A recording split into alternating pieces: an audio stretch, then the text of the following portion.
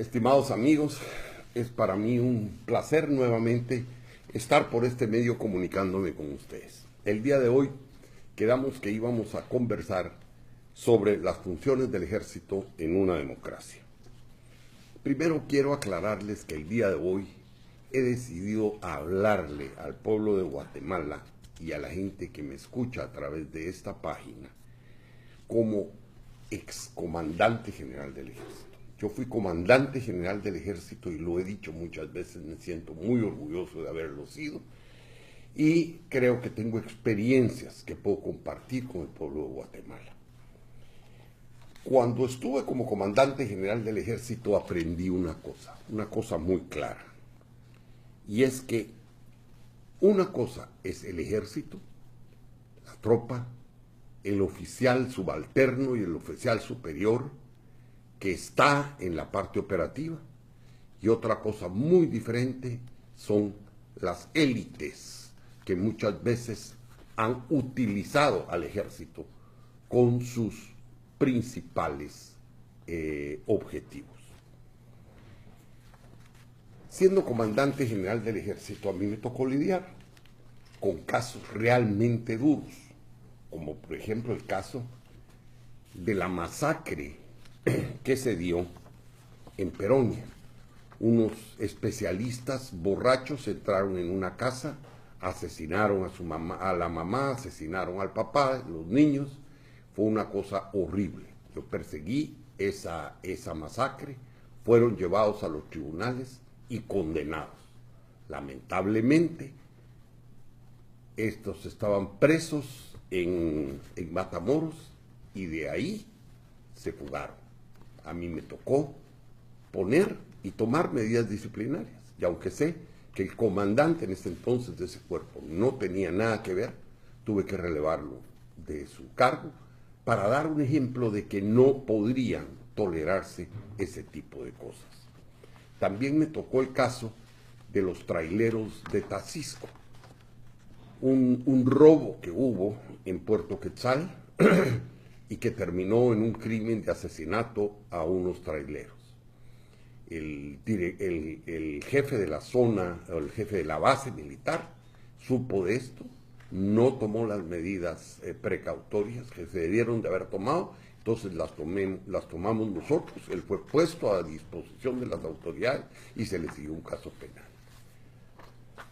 El otro caso fue el caso que heredé de Benicio Cerezo, el caso del asesinato de Michael Devine, en el cual se llevó a juicio a un oficial del ejército, que aparentemente no era el que tenía la responsabilidad.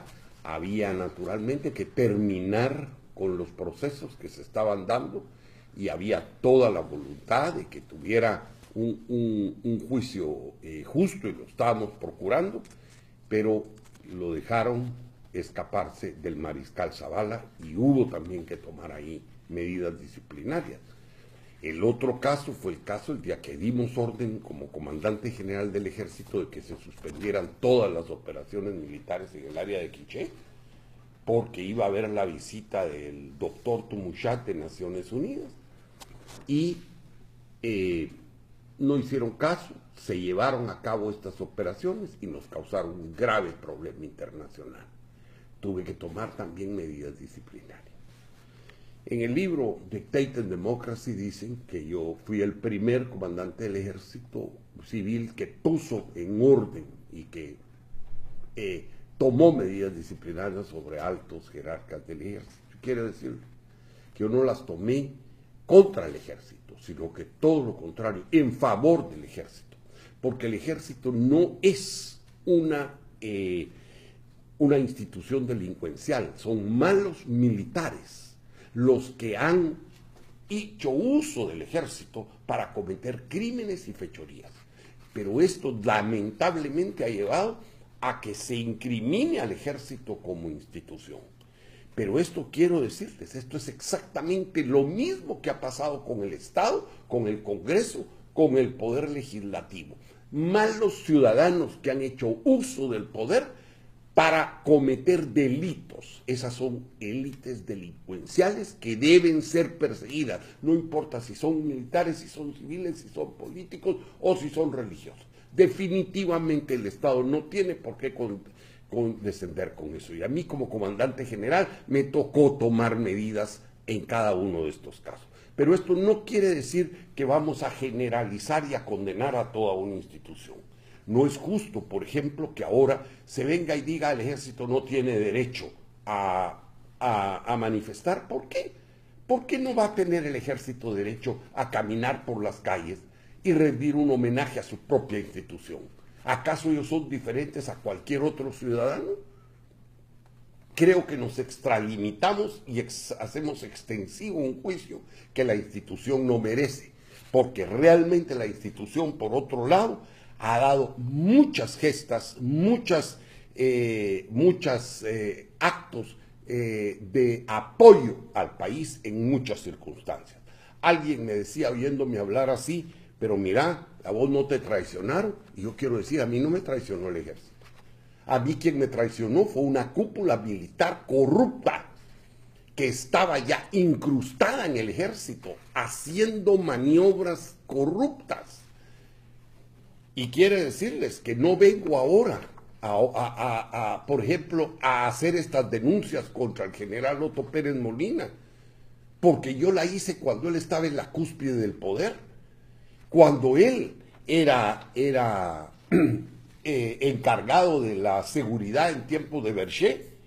A mí no me pareció las medidas que él tomó al haber quitado las bases de San Marcos y Quetzaltenango, porque esas bases eran fundamentales para interrumpir el tráfico de drogas en el país. Maléficamente eso se quitó. Yo quisiera que él explicara por qué hicieron eso.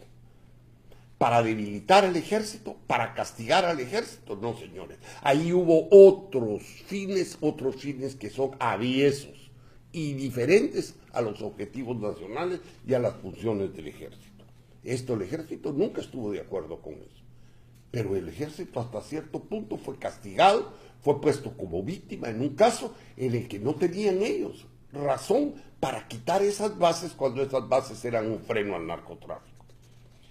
A Pérez Molina yo no le acepté que él metiera parientes de él y de otros oficiales en las aduanas. Y le dije claramente que no se metiera en asuntos administrativos, que eso le correspondían al presidente de la República. Pero eso no fue el ejército. Eso fue un individuo que en función de la posición que tenía estaba queriendo impulsar acciones delictivas. Yo supe después que él y el entonces subdirector de la policía, el coronel Fernández Ligorría, protegían el contrabando. Por muchas decisiones que yo tomaba, yo miraba que estaban empantanadas. Ahora, entregábamos nosotros delincuentes a la Corte Suprema de Justicia y eran liberados en 5 días. El sistema de justicia fallaba y ellos se apoyaban naturalmente, que sabían que había esa debilidad en la justicia. Yo perseguí el contrabando y eso fue lo que yo me vine a dar dando cuenta después. Una de las principales razones que tuvo Pérez Molina para tirarse contra mí, porque él estaba fregando el negocio. ¿Puedo yo inculpar al ejército por eso? Definitivamente no. El ejército no fue responsable. Fue responsable un individuo que, estando en la dirección de inteligencia, estaba aprovechándose de su cargo para cometer actos delictivos. Hoy no está pagando, hoy está preso y bien preso. No es que yo me alegre, es la ley. Yo lo ataqué a él siendo presidente de la República, porque yo no estaba de acuerdo en que él convirtiera a mi país, Guatemala, en un paraíso de drogas. Él quería legalizar el tráfico de drogas, quería legalizar el lavado de dinero, quería legalizar todas las drogas. Yo simple y sencillamente, Jorge Serrano Elía, no estaba de acuerdo y me opuse a él. Me opuse a esto en 1000 libros. La guayaba tiene dueño y el desmadre tiene nombre. Yo no es ahora, mucho antes de que la CICIG hablara de estos temas, yo ya los había puesto sobre la mesa y había señalado cuál era la fuente y el epicentro de todas estas violaciones. Lo ataqué también porque en su gobierno oficiales se quejaban de que ponían unidades del ejército a proteger cargamentos. Mucha gente también se quejó en la misma prensa diciendo que se usaban ambulancias, que se usaban radiopatrullas para transportar elementos para producir droga. No, señores, esto no es culpa del ejército ni es culpa de la policía. Esta es culpa de malos guatemaltecos que, instrumentalizando esas instituciones, las han llevado al desprestigio y a que sean señaladas por delitos que nada tienen que ver ellas. Cuando yo estaba de comandante general del ejército, muchas veces los mismos oficiales del Estado Mayor me comentaban a mí y me hacían ver el descontento de ellos. Por eso, cuando esta cúpula militar le da el golpe a mí, el gran problema que ellos tenían era preguntarse cómo iban a responder estos oficiales. ¿Por qué? Porque estos oficiales, señores, sí sabían de las medidas disciplinarias que yo había tenido, pero también sabían que yo estaba preocupado por sus viudas, por sus huérfanos, que estaba encontrando terrenos para que pudieran construir sus casas, que estaba equipando la Fuerza Aérea, que estaba dignificando al soldado, aumentándole su salario, que estaba dignificando al oficial. ¿Por qué? Porque la responsabilidad de un comandante general es poner disciplina, pero al mismo tiempo también complementar con todo lo que su institución necesita para que desarrolle sus funciones. Nunca el ejército estuvo contra mí. Quienes estuvieron contra mí fueron las mafias incrustadas en el ejército que me miraban a mí como un estorbo para salir adelante con sus fechorías. Cuando nosotros nos damos cuenta lo grave que ha sucedido en el país, que se ha desprestigiado el Congreso de la República, se ha desprestigiado la Corte, se ha desprestigiado el Ejecutivo, se han desprestigiado los partidos políticos y los guatemaltecos quisiéramos que todos estuvieran presos. Igual se ha desprestigiado al ejército. Pero para el ejército dicen que desaparezca el ejército. Señores, no puede desaparecer el ejército de Guatemala. Porque en Guatemala existen amenazas reales, internas, amenazas externas y necesidades que el país tiene para las cuales se necesita un ejército. No, dejémonos de demagogias. Guatemala tiene amenazas reales. Por ejemplo, en el término del resguardo de la soberanía. Muchos dicen, bueno, ¿y la soberanía se come o no se come? ¿O la soberanía es una estatua? No, señores.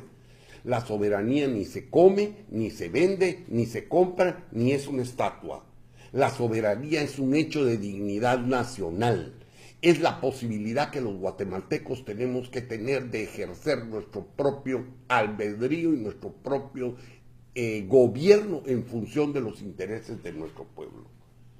Pero esa soberanía se ve seriamente amenazada cuando el país está siendo utilizado como corredor para drogas, para tráfico de niños, para tráfico de armas, para tráfico de lavado de dinero. ¿Por qué?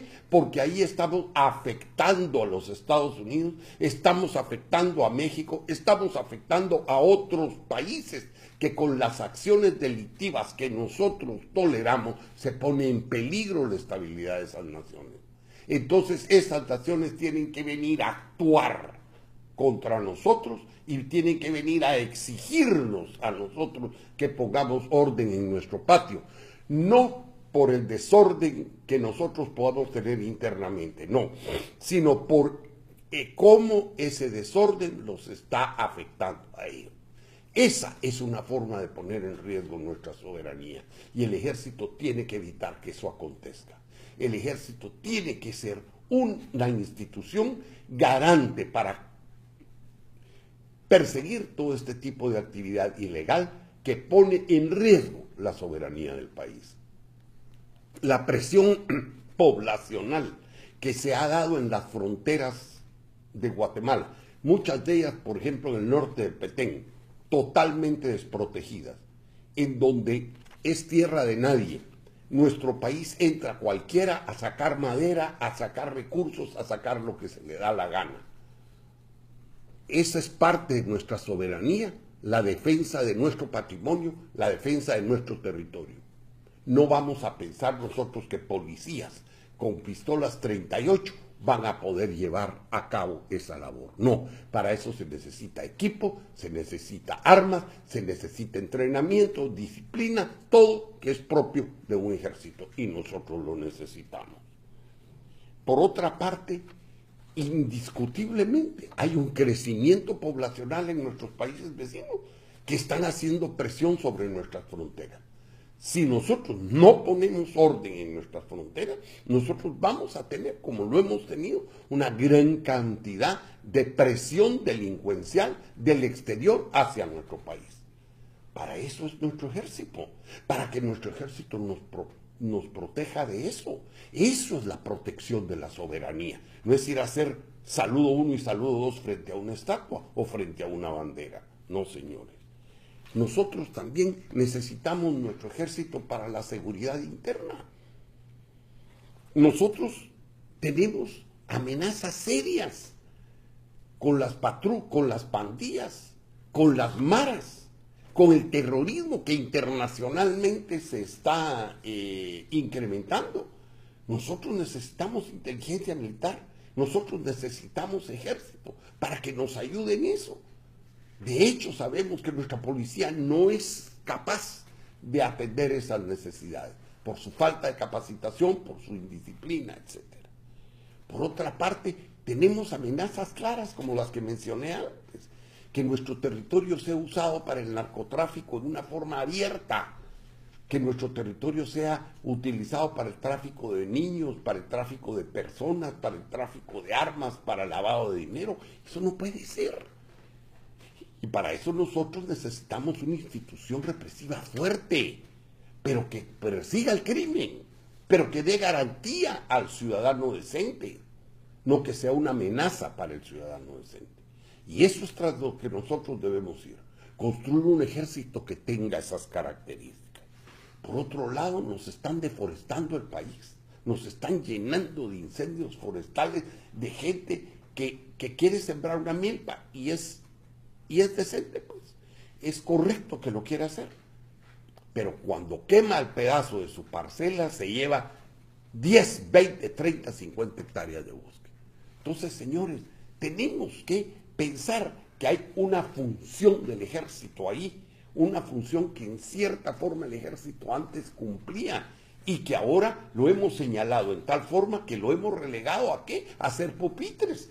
Ilógico, señores. Eso no puede ser. Para hacer pupitres están los carpinteros, para hacer pupitres están las escuelas técnicas del país. Hay muchas otras instituciones que lo podrían hacer, pero el ejército tiene una función que cumplir, que no puede cumplir porque está mal equipado, porque está hasta con sueldos atrasados, está mal mantenido, está señalado, y así no se puede.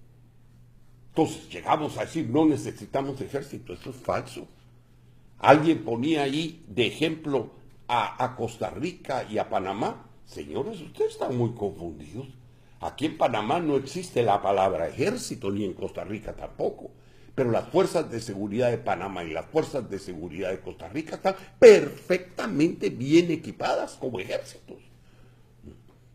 Y activas, y reaccionan, y mantienen la seguridad nacional. Nosotros tenemos que ser claros y conscientes que no podemos dejar al Estado desguarnecido, sobre todo con todo prosperidad que ha habido en el crimen y en el abuso que en el país se da. Nosotros tenemos que darnos cuenta también que hay graves amenazas contra el medio ambiente. Y nosotros lo vemos como diciendo, los ecohistéricos están hablando del medio ambiente. No, señores. Es serio lo que está pasando en Guatemala y en el mundo entero. La falta de agua se viene, señores. Y el agua potable va a ser motivo de guerras. Todo el mundo lo está advirtiendo. Si nosotros no cuidamos nuestras fuentes, si nosotros deforestamos, si nosotros permitimos que con fines individuales se canalicen al 100%, matando la biodiversidad de los ríos, si nosotros permitimos que para irrigar grandes extensiones de cultivos se desvíen ríos y se dejen sin agua, señores, estamos preparando el ambiente para una guerra. Y eso, el ejército tiene una función muy importante que hacer en esto. El saqueo a nuestro patrimonio es impresionante, la cantidad de joyas arqueológicas nuestras que día a día se saquean. Todo esto son funciones que el ejército debe cumplir, mucho más importantes que una función como la que se le tiene actualmente asignada. Por otra parte, el ejército, quiero decirles que fue, por lo menos así era en mi tiempo, un gran apoyo para el desarrollo del país. ¿Saben ustedes cuántas comunidades rurales hay en Guatemala? Hay 29.525 comunidades rurales. ¿Saben ustedes que de estas 29.525 comunidades, por lo menos en el 90% no hay presencia del Estado alguna? ¿Saben ustedes que esa presencia se la hemos dejado al crimen? Y ellos son los que ahora ejercen la autoridad en gran parte de esas comunidades. Eso no está correcto. Antes habían destacamentos que atendían las necesidades de esas comunidades. Eran los jefes de destacamento los que proveían una marimba si iba a haber una feria, los que componían un puente si el río se la llevaba, los que ponían su vehículo para sacar a una mujer a la que se le había complicado un parto. Señores, el ejército cumplía una función social importantísima que al capitalino le importa un bledo, pero que es una realidad y que no la podemos ignorar. El ejército daba una atención a comunidades en las cuales el Estado no existe. Y eso no puede seguir así, porque en tierra de nadie es el delincuente el que manda. Y eso lo tenemos que cambiar. Y ahí tenemos que regresar a donde nosotros teníamos. Por otra parte, si nosotros no combatimos la falta de seguridad que existe en el país, nosotros vamos a tener nuevamente una agudización de la pobreza, de la desnutrición crónica y de la falta de inversión, que ya la estamos sufriendo. Es por eso urgente que nosotros llevemos seguridad para que la inversión regrese. El país ha caído en sus índices de producción y de productividad. ¿Por qué? Por la inseguridad. Nosotros tenemos la gran ventaja de que podemos tener profesionales que nos puedan ayudar en eso. Sin embargo, los hemos satanizado, los hemos señalado. ¿Por qué? Por los crímenes y por la conducta de unos pocos que lo han hecho y que lo han hecho mal y que han usado al ejército y a las instituciones para cometer abusos en su beneficio personal. Esto es lo que nosotros tenemos que cambiar. Por otra parte, el ejército es fundamental para apoyar a las autoridades civiles en todo lo que es el orden público. Y esto debe tenerse, pero para eso se necesita un ejército profesional. Para eso nosotros necesitamos un ejército, señores, que esté bien entrenado. Si nosotros tenemos un ejército que no es profesional, estamos sujetos a que cometa abusos. Si nosotros no tenemos un ejército disciplinado, nosotros no podemos sacar adelante los objetivos de esa institución. Nosotros necesitamos un ejército que sea obediente y no deliberante, como la misma Constitución de la República lo señala. Obediente, disciplinado con el poder civil, no político. Es muy duro como la élite militar de mi época se alió con grupos poderosos para darme a mí el golpe. sin importarle los objetivos nacionales, simple y sencillamente porque no estaban de acuerdo con el proceso de paz, no estaban de acuerdo con la disciplina interna al ejército y los otros no estaban de acuerdo en las medidas económicas que yo estaba poniendo para estabilizar la economía del Estado. Esas alianzas que se han dado en el pasado, como me decía a mí claramente un oficial, nosotros nos dimos cuenta en un momento, me dijo ingeniero, que nosotros éramos simple y sencillamente los que cuidábamos las fincas de algunas gentes. Y mientras nosotros estábamos haciendo un campamento en esas fincas para cuidarlas de la guerrilla, nuestro comandante estaba echándose los tragos con el dueño de la finca en la casa patronal. Señores, eso no es el ejército que queremos para el futuro. Nosotros sí queremos, necesitamos un ejército profesional, un ejército digno, un ejército que lleve realmente la misión que el Estado le dé porque se necesita. Nosotros tenemos que exigirle al ejército, tenemos que disciplinar al ejército, tenemos que capacitar al ejército. Pero también, señores, tenemos que ser claros que para que un ejército sea operativo, a ese ejército hay que equiparlo, a ese ejército hay que darle la capacidad operativa con los recursos que se necesitan. Pero actualmente a mí me contaban que los policías tienen que pagar las ojivas que disparan. Imagínense usted, eso es. ¿En qué país vivimos? Pues es un lugar nuestro país, es un territorio en desgracia. Imagínese usted, si usted es un policía que apenas se le alcanza lo que gana y sabe que si va a disparar un tiro, usted tiene que pagar por él. Eso no puede ser. Eso no puede ser. El país necesita que sus fuerzas de seguridad estén equipadas, que estén dignificadas, y tras de eso es tras lo que los guatemaltecos debemos ir. No estar diciendo que no tienen derecho a manifestar. Señores, eso no está correcto. Eso no está correcto. Nosotros queremos instituciones dignas, dignifiquemos nuestras instituciones.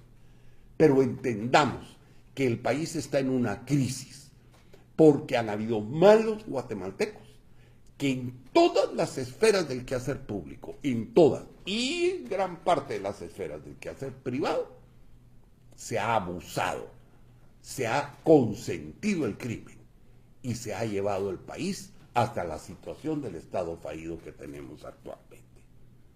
Nosotros pues queremos un ejército que apoye el desarrollo del país, que proteja nuestro territorio de sus amenazas, que proteja nuestro patrimonio, que sea vigente, activo en la garantía de nuestra soberanía. Un ejército que esté amalgamado con el pueblo, un ejército que responda a los grandes objetivos nacionales. Necesitamos ese ejército, y ese es el ejército por el cual debemos nosotros pelear, porque quiero decirles que dentro del ejército de Guatemala hay gente capaz, muy bien preparada, de alto sentido del honor y con mucha dignidad, sobre las cuales sí podríamos descansar para esa reforma del Estado que todos los guatemaltecos añoramos. Muchas gracias.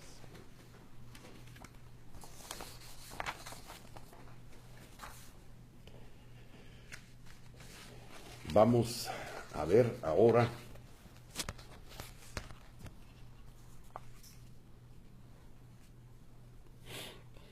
aquí me preguntan si es válido decir que todo el ejército es corrupto. Ya lo expliqué, no. Como decir que todos los empresarios son corruptos, tampoco. Hay empresarios magníficos sobre los cuales podemos hacer descansar las responsabilidades del desarrollo económico del país. Eso definitivamente es así. Como también quiero decirles, hay jueces muy honestos, hay fiscales honestos, hay incluso diputados honestos, hay funcionarios honestos.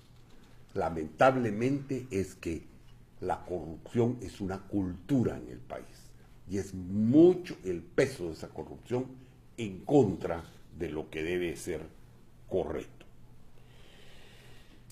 ¿Quiénes son los que estaban en la cúpula que le dieron el golpe? Bueno, están todos referidos en mi libro La Guayaba tiene dueño. El verdadero jefe de del golpe que me dieron a mí es era el coronel Otto Pérez Molina, hoy general en presidio.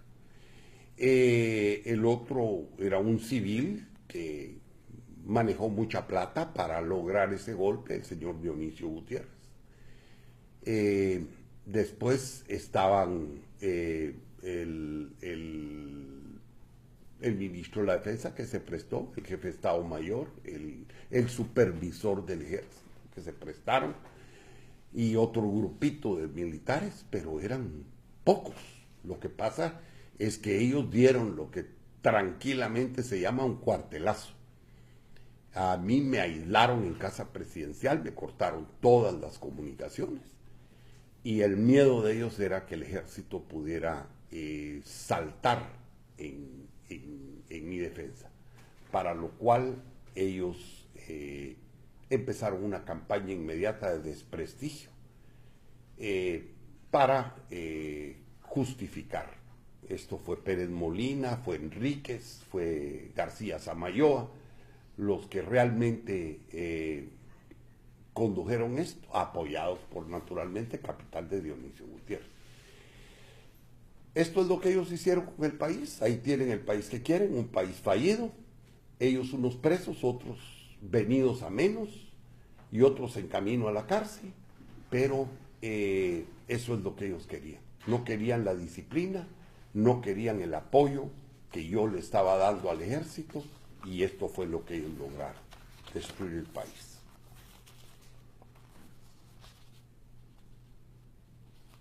Dicen que yo violé la Constitución. Miren, señores, yo he explicado esto. ¿Quién viola la Constitución? ¿El que defiende las instituciones o el que las corrompe? Ellos corrompieron las instituciones. Ellos pagaron al Congreso para sacar leyes. Ellos estuvieron a punto de quedarse con el sector de energía.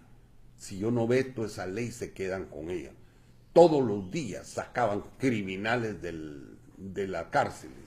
Todos los días se promovían acciones ilegales forzadas con dinero. ¿Cómo iba yo a parar eso? Única y exclusivamente con la reforma de la Corte y del Congreso. La prueba es que vino después Ramiro de León, y Ramiro depuró el Congreso y depuró la Corte. Ah, pero ¿cómo lo hizo? Con el apoyo de los militares y del capital. Como yo digo, con bayonetas y plata. Llamaron a los diputados y les dijeron, bueno, hijos de tantas, queremos su renuncia mañana. Eso fue democrático. ¿Y por qué no los acusan a ellos? ¿Por qué me acusan a mí que lo quise hacer correctamente? ¿Por qué no se dan cuenta que era una cueva de ladrones la que había en el organismo judicial y una cueva de pícaros lo que había en el Congreso? No todos, pero eran los que manejaban, eran pícaros. Yo salí en defensa de las instituciones, como lo hicieron ellos después. Lo que ellos hicieron fue inconstitucional. El propio Ramiro de León lo dijo, que lo que habían hecho contra mí era un horror jurídico. Sí, pero es un horror jurídico por el cual el establishment me ha perseguido 23 años y no me sueltan. Pero a ellos nadie los ha perseguido. ¿Alguien ha perseguido a Dionisio Gutiérrez por haber participado en el golpe contra mí? Nadie, y ahí están cartas de él. Él es confeso. Por todos lados hay entrevistas de él en donde se vanagloriaba del golpe que le había dado al presidente democráticamente electo que era él. Bueno, señores, la historia la cuenta el que gana. Ellos me votaron, ellos me persiguieron y ellos contaron su historia.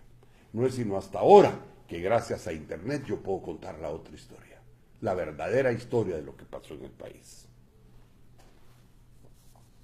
Que si creo yo que es necesaria la existencia del ejército en Guatemala, definitivamente que sí. Creo que tenemos que honrar al ejército y por eso es que el día de hoy yo dije voy a hablar como excomandante general del ejército. Tengo nada que esconder y con orgullo estoy luciendo la insignia que me corresponde como excomandante general del ejército. Señores, no podemos satanizar a una institución por el mal comportamiento de algunos de sus participantes. Hagamos esa distinción, porque el país necesita un ejército digno, fuerte y responsable. Dice que ¿por qué quiero recordar la historia de Guatemala y abrir heridas? No, yo no quiero abrir heridas, pero no quiero que se olvide la historia tampoco. Con Monseñor Gerardi, cuando estábamos en la Comisión de Reconciliación, lo platicamos 1000 veces. Muchas veces cuando estaba esa discusión, él me decía, Jorge, salgámonos, me decía, me voy a echar un cigarrito, y salíamos. Y me decía, mire Jorge, es que no hay que buscar revanchas, pero no podemos aceptar el olvido. Porque si aceptamos el olvido y aceptamos que lo que pasó es bueno, volverá a repetirse. Pero no queremos, y eso sí es claro, señores, llevar una guerra que ya terminó o que pedimos a Dios que termine a los tribunales para empezarla de nuevo. Miren ustedes que los verdaderos combatientes, los que estuvieron en las trincheras, no quieren esa guerra más.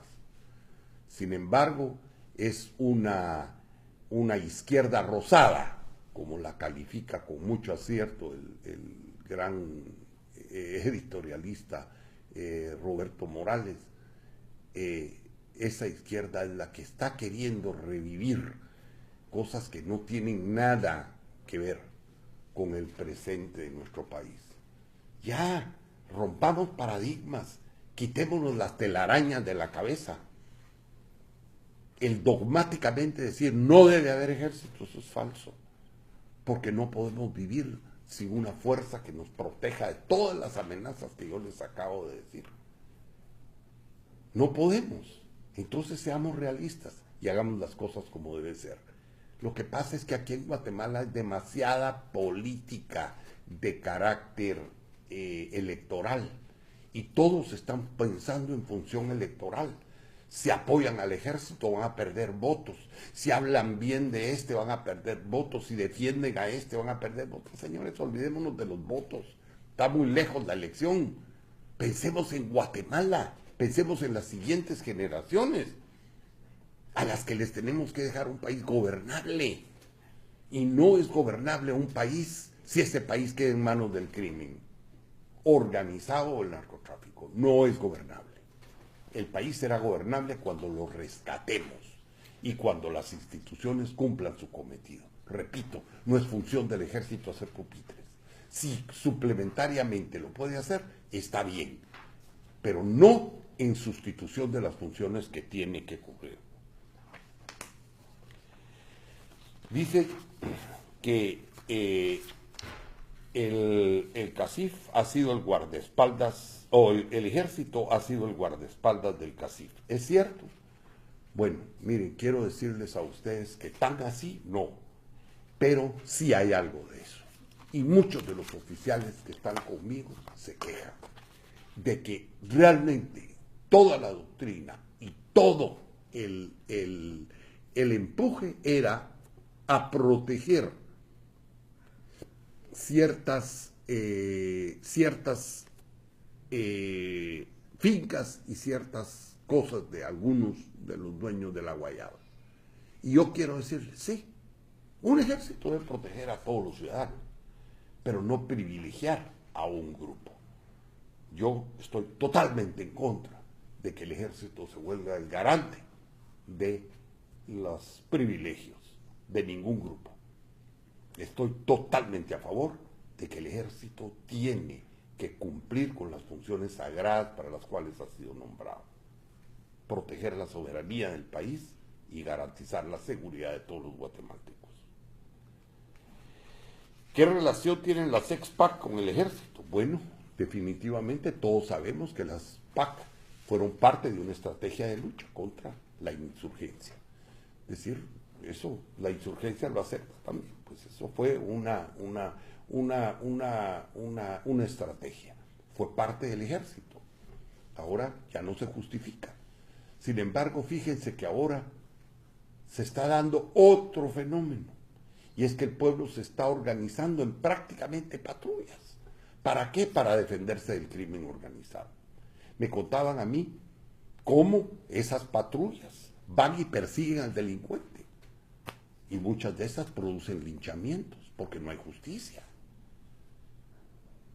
Los guatemaltecos ya vemos con naturalidad. Aquí hablan, mira, lincharon a este, lo quemaron y... Eso no es correcto. Eso es horrible. Eso se da simple y sencillamente porque no hay justicia, porque no hay autoridad. Realmente un país en el cual linchan 400 personas al año es incivilizado. Eso no puede ser. Entonces nosotros nos damos cuenta que aunque ahora el ejército ya no está detrás de las patrullas, de todas maneras la gente se organiza para defenderse. Ahora ya no. De la guerrilla o para contrarrestar la guerrilla ya no. Ahora es para defenderse del crimen, que es lo que ha florecido en todo el país.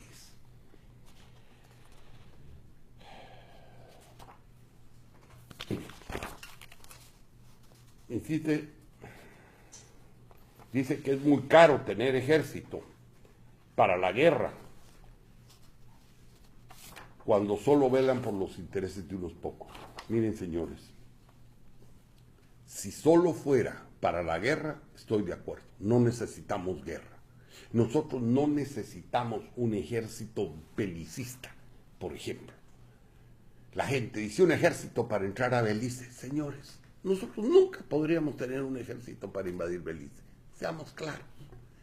Un solo Harrier, un solo avión británico se levanta de Belice, se vuela el puente sobre el río Dulce, los puertos, Puerto Quetzal y Puerto Barrios, el puente de Aguascalientes o el puente Belice, y nos inmoviliza, y ese es un solo viaje.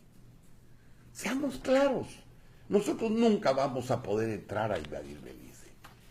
Nosotros tenemos que tener un ejército disuasivo, balanceado. Tenemos México con 200,000 efectivos, tenemos El Salvador con 40,000, tenemos Honduras con otra gran cantidad. Si nosotros no tenemos una fuerza disuasiva, en algún momento podemos ser la parte de adentro de un sándwich en que esas fuerzas vengan y nos coman.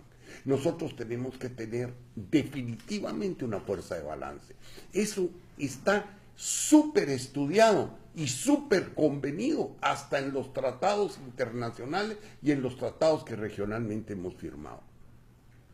Nosotros tenemos que tener un ejército, tenemos que tener una fuerza que garantice esos mínimos de democracia, esos mínimos de soberanía y esos mínimos de seguridad que el país requiere. Dice que me dan las gracias por haber abaratado la canasta básica en mi gobierno y ayudar a que hubieran más ingresos en la familia y el bono 14.